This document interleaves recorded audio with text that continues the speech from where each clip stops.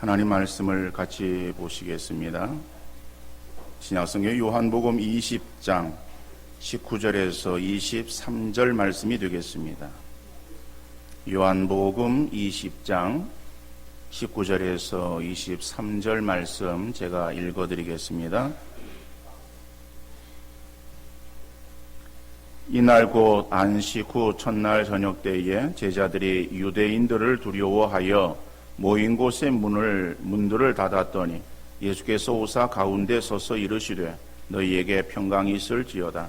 이 말씀을 하시고 손과 옆구리를 보이시니 제자들이 주를 보고 기뻐하더라. 예수께서 또 이르시되 너희에게 평강이 있을지어다. 아버지께서 나를 보내신 것 같이 나도 너희를 보내노라. 이 말씀을 하시고 그들을 향하사 숨을 내쉬며 이르시되 성령을 받으라. 너희가 누구의 죄든지 사하면 사하여질 것이요 누구의 죄든지 그대로 두면 그대로 있으리라 하시니라. 아멘. 어느 날 마귀가 귀신들의 사기를 고취시키기 위하여 인간 낚시 대회를 열었어요. 귀신 중에서 이 내노라고 하는 그런 낚시 귀신들이 다 모여들었습니다. 그래서 그들이 뒤질사라 인간 세상으로 낚시를 떠났어요. 저녁 때가 되어가지고 낚시를 떠났던 귀신들이 낚시 바구니를 들고 돌아왔습니다. 우두머리 마귀가 낚시질의 결과를 조사해 보았습니다. 교만의 미끼를 쓴 귀신이나 시기에 미끼를 쓴 귀신도 제법 많은 사람들을 낚아왔어요. 그런데 놀랍게도 한 귀신의 낚시 바구니에서는 세어도 끝이 없는 그러한 인간들이 쏟아져 나오는 거예요. 그래서 놀란 우두머리 마귀가 말을 했습니다. 이번 낚시대회는 두말할 것 없이 네가 대상이다. 그런데 무슨 미끼를 썼길래 이렇게 많은 인간들을 낚아왔느냐라고 물어보았어요.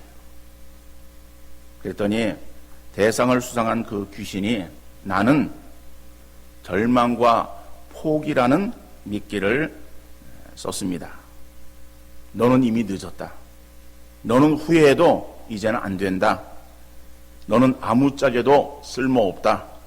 이런 낚시 미끼를 던졌더니 이렇게 많이 딸려왔습니다. 라고 자랑스럽게 이야기를 했습니다. 여러분, 사람은 최대 40일을 먹지 않고도 살 수 있다고 합니다.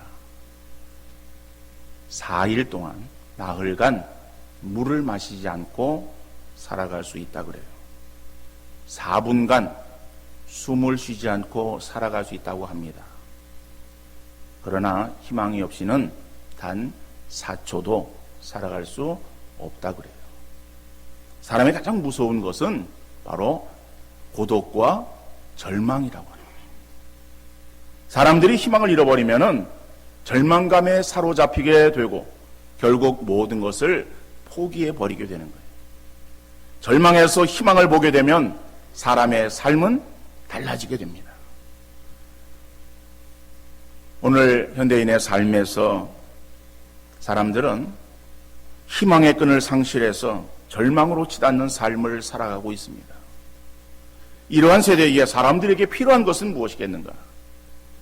그들에게 한 푼의 돈이나 한 끼의 식사가 아니라 희망을 보는 거예요. 그럼 우리의 삶의 진정한 희망은, 진정한 소망은 무엇인가? 오늘 본문에 보면은 이 제자들이 절망 가운데 지금 빠져 있습니다. 오늘 본문 19절 말씀 보니까는 이날 곧 안식 후 첫날 저녁 때에 제자들이 유대인들을 두려워하여 모인 곳에 문들을 닫았더니, 제자들이 유대인을 두려워하여서 문을 꼭 닫고 숨어 있는 것은 예수님께서 돌아가셨기 때문에 그래요. 그런데 그걸 본문에 보니까는 이날 곧 안식 후 첫날 저녁이라고 말하고 있습니다. 이날은 이미 예수님께서 부활하신 날이에요. 안식 후 첫날 새벽에 예수님이 부활하셨습니다. 그래서 유대인의 그 안식일이라고 하는 것은 금요일 저녁서부터 토요일 저녁까지를 말하는 거예요. 그래서 그 안식일이 지나고, 그 밤이 지나고, 토요일 밤이 지나고, 그리고 그 다음 주일날 새벽, 안식 후 첫날 새벽은 우리가 말하는 주일 새벽이에요. 그래서 주일 새벽에 예수님이 부활하셨습니다. 그런데 그날 저녁까지 제자들은 예수님이 부활하셨다라고 하는 이 사실에 대해서 알지를 못하고 있었어요. 그래서 두려운 마음에 그들이 문을 꼭 닫고 숨어 있는 거예요. 요한복음 20장 11절 말씀 보니까는 마리아는 무덤 밖에 서서 울고 있더니 울면서 구부려 무덤 안을 들여다보니, 이 마리아는 지금 안식 후 첫날 새벽에 무덤을 찾았어요. 무덤을 찾았는데 그 무덤 문을 내가 어떻게 열까 염려하면서 그래도 눈물로 막 그 무덤을 찾았을 거예요. 그리고 그 울면서 무덤을 보니까는 무덤 문이 열려 있는 거예요. 그래서 울면서 그 무덤 안을 구부려 지금 들여다 보고 있었다라고 요한복음 20장 11절에서 말씀하고 있습니다. 다시 말하면은 예수님이 부활하셨지만 부활하신 그 예수님에 대한 부활의 사실을 알지 못하던 그 마리아, 또 부활의 그 소식을 알지 못하고 또 부활의 사실을 확실하지 못했던 제자들 모두가 다 두려워하고 슬퍼하며 절망 가운데에 빠져 있는 것을 볼 수 있습니다. 그래서 예수님의 부활을 알지 못하는 그러한 사람들에게 나타나는 공통점이 무엇인가? 그것은 바로 슬픔과 두려움 가운데 빠져 있는 것이다 라고 말할 수 있습니다.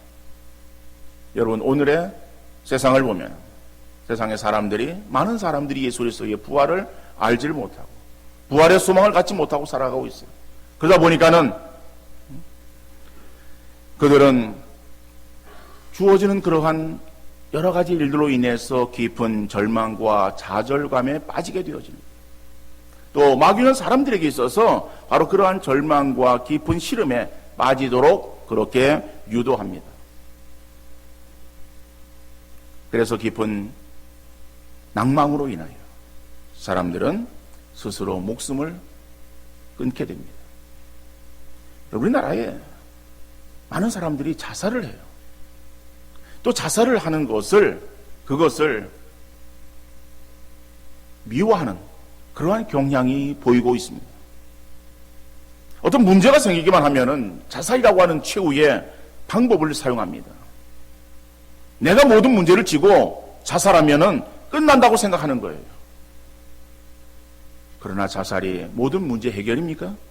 남아있는 사람들에게는 얼마나 더 큰 마음의 고통을 주는지 몰라요.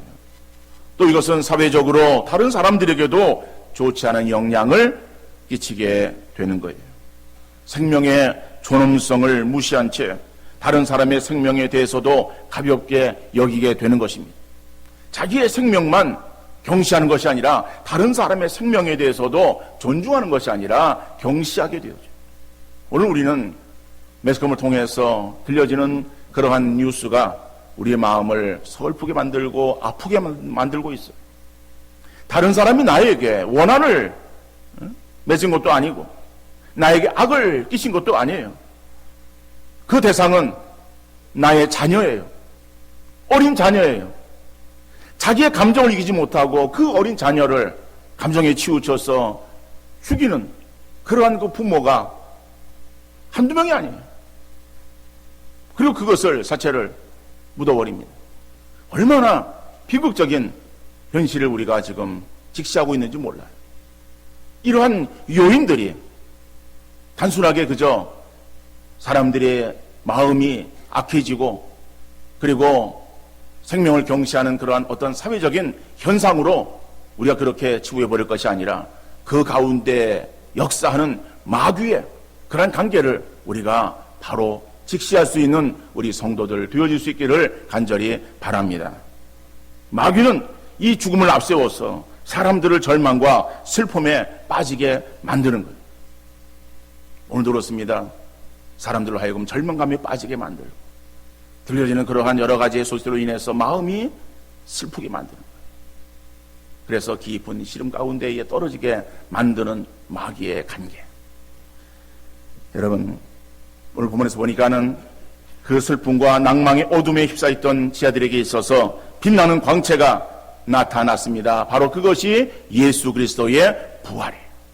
그렇다면 오늘 이 세상 속에서 사람들에게 필요한 것이 무엇이겠는가? 예수님의 부활의 소망을 그들에게 안겨주고 그것을 전하는 것이 그들을 살리는 길이 되지 않겠습니까? 부활하신 예수님은 제자들에게 기쁨과 소망의 복을 주셨습니다. 오늘 20절 말씀 보니까는 이 말씀을 하시고 손과 옆구리를 보이시니 제자들이 주를 보고 기뻐하더라. 부활의 주님께서 그들에게 찾아오셔서 평강이 있을 것을 말씀하시는 거예요. 부활을 확신시켜 주십니다. 부활의 주님 만났을 때에 그들에게 기쁨이 넘쳤고 소망을 갖게 되어집니다. 지금까지는 슬픔과 걱정 그리고 모든 불만 속에 있었지만은 이것은 다 온데간데 없이 사라져버리고 기쁨이 넘치게 되었어요. 예수님의 부활은 그들을 억누르고 있었던 죽음의 어두운 그림자를 말끔하게 걷어내고 기쁨과 즐거움에 소망의 빛을 주는 것이 되었던 것입니다. 죽음에 대한 두려움, 예수님이 자기를 떠나시고 자기 곁에는 아무도 없다라고 하는 그러한 그 어떤 불안감, 이 모든 것들을 일시에 해소시켜 준 것이 바로 예수 그리스도의 부활이라고 하는 거예요. 오늘날 사람들에게 있어서 인기 있는 노래가 있습니다. 우리 성도님들도 잘 알고 있고 또 불러보았던 노래일지도 몰라요. 제목은 백세 인생. 어떻게 우리 찬양대 노래를 아십니까?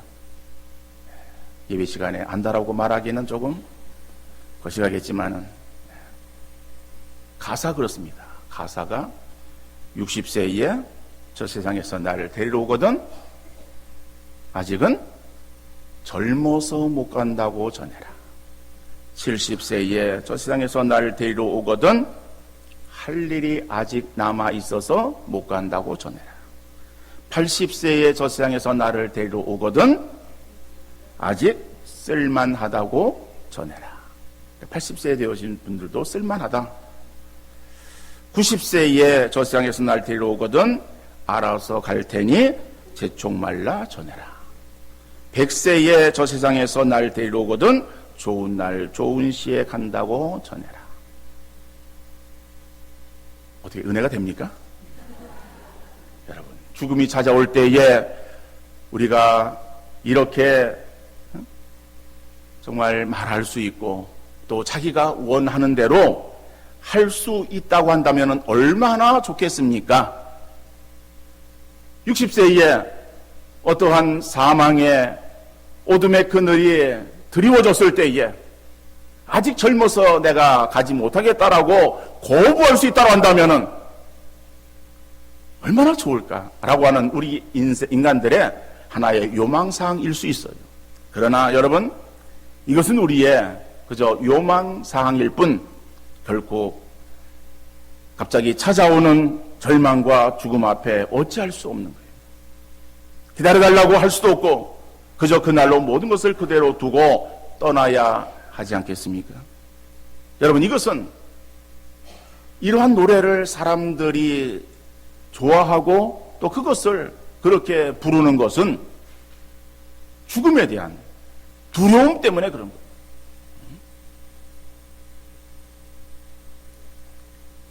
여러분, 아무리 죽음의 시간을 우리가 마음대로 할 수 없다고 해도 죽음이 우리에게는 절망이 올 거 아닙니다. 예수님이 부활하신 것처럼 우리도 부활할 줄 믿으시기를 바랍니다. 우리 찬양대가 하나님의 나팔 소리에 울려 퍼질 때에 주님이 재림하시는 그날에 우리가 예수 그리스도의 부활하신 그 부활체의 모습을 가지고 다시 다 주 앞에 일어나는 부활의 영광 가운데 거하게 될 줄로 믿습니다. 그러나 우리의 부활은 미래적인 그러한 상황 속에서만의 부활은 아닙니다.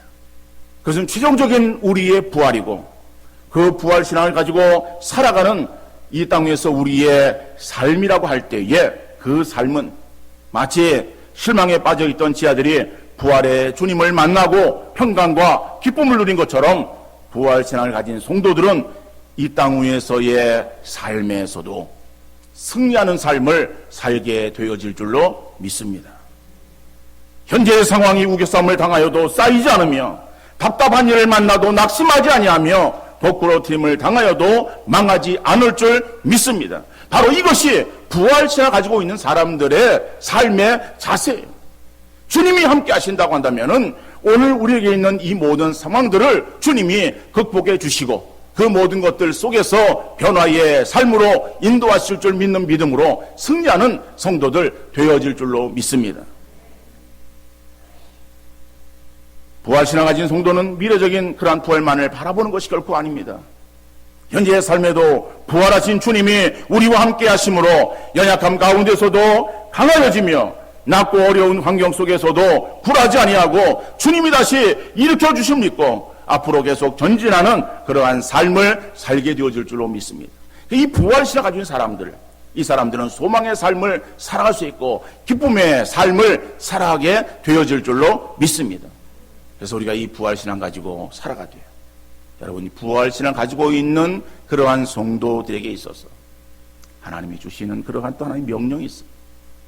그래서 먼저 보면은 평강을 주신 주님은 제자들에게 파송 명령을 하시고 계십니다.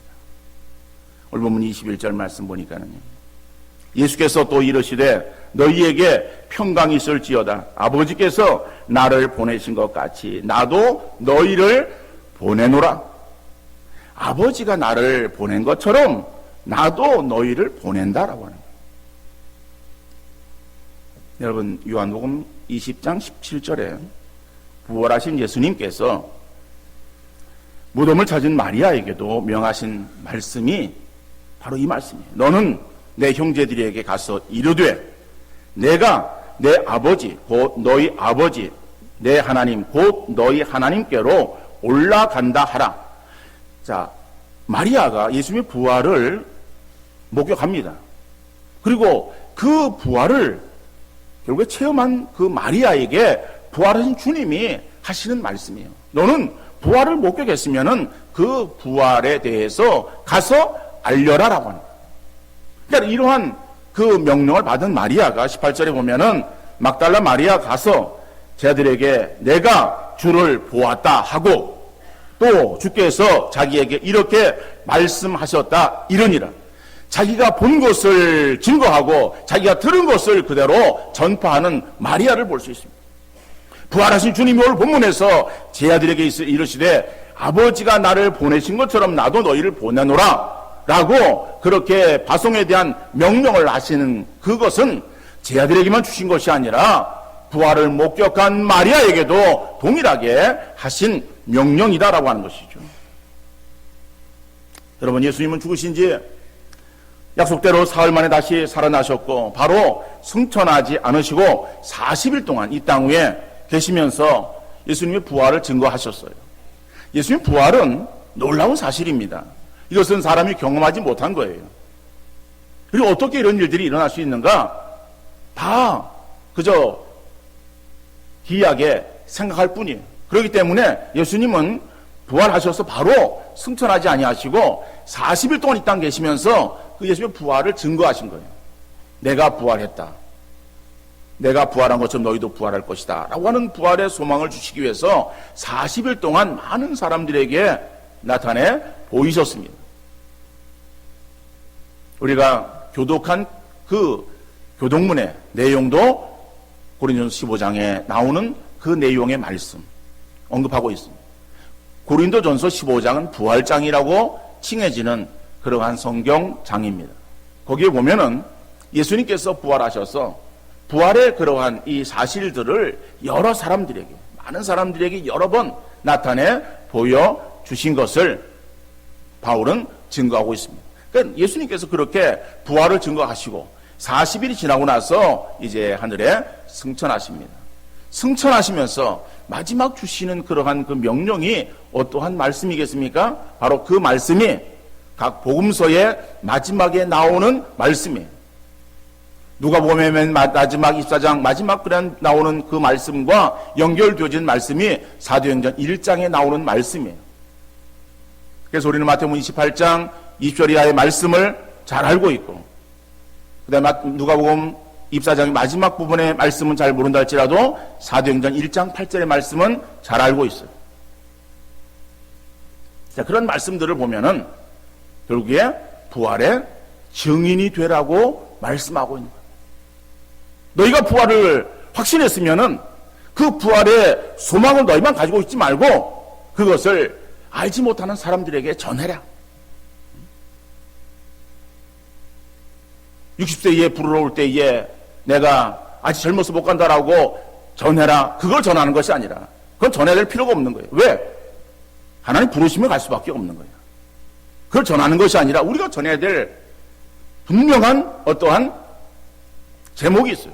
그 제목이 무엇인가 하면은 예수님이 부활하셨다라고 하는 그 사실을 우리가 전해야 될 책임이 우리에게 있음을 여러분 분명히 기억할 수 있기를 바랍니다. 그런데 그 부활의 증인은 아무나 하나? 부활의 증인은 아무나 하나? 아무나 합니까? 아무나 하는 것이 아니야. 그럼 누가 합니까? 성령 받은 사람이 부활의 증인이 되어지는 줄 믿으시기를 바랍니다. 오늘 본문 22절 말씀이에요. 22절에 이 말씀을 하시고, 이 말씀은 어떤 말씀이에요? 그 앞에 나오는 말씀이겠죠? 가서 내가 아버지가 나를 보낸 것처럼 나도 너희를 보내노니 라고 하시는 말씀이에요. 이 말씀을 하시고 그들을 향하사 숨을 내쉬며 이르시되 성령을 받으라 라고 말씀하시죠. 그래서 부활의 증인은 성령의 사람이 할 수 있는 일입니다. 사도행전 1장 8절의 말씀 보면 오직 성령이 너에게 임하시면 너희가 권능을 받고 예루살렘과 온 유대와 사마리아와 땅끝까지 이르러 내 증인이 되리라 하십니다. 여러분, 성령이 우리에게 임하시면 권능을 받고, 그렇죠? 여러분, 우리는 예수를 믿음으로 인해서 우리는 이미 성령 받은 사람이에요.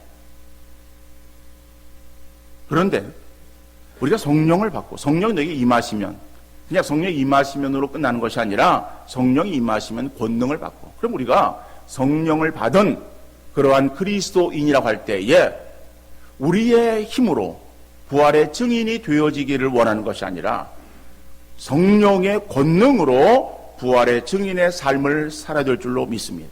그러면은 성령의 권능을 힘입기 위해서는 어떻게 되겠습니까? 성령 충만해야 돼요.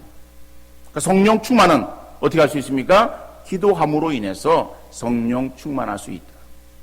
그래서 기도함으로 성령 충만한 사람이 부활의 증인이 되어서 예수님의 부활을 전할 수 있다. 그러나 바꿔서 말해서 우리의 힘으로 내 능력으로 복음을 전하려고 하다 보면은 자신감을 앞세워서 그 일을 감당할 때에 우리의 마음속에는 뭔가 할 수 있을 것처럼 생각되어지지만은 막상 나가서 사람을 만나려고 할 때에 두려운 마음이 생기는 거예요.